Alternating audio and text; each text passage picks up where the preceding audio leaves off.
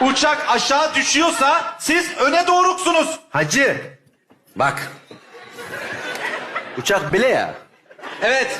Şimdi senin normal bindiğin uçakta pilot ne yapıyor? Yavaştan bunu böyle kaktırıyor. Hafiften gazı alçaltıyor. Flapları çekiyor. Yavaş yavaş böyle flapları böyle olduğu zaman rüzgarı kesiyor. Yavaşça uçağın kıçıyla beraber düz iniyor uçak. Şimdi o normal insan pilotu. Bizde pervane görevi bıraktı. Kanatlar kıçımın altında keyfime keder. Ne yapıyor? Uçak aşağı doğru iniyor. Aşağı doğru indiği için sen G kuvvetiyle oluyorsun, anladın mı? Arkadaşım sen beni gerizekalı mı zannediyorsun? Yani zannetmenin ötesine geçtik artık çünkü fiziksel bir şey anlatıyorum Sar! burada. Evet. Uçak aşağı mı düşer yukarı mı? Zaman zaman değişir. Lan! Niye Biz değişti? aileyiz.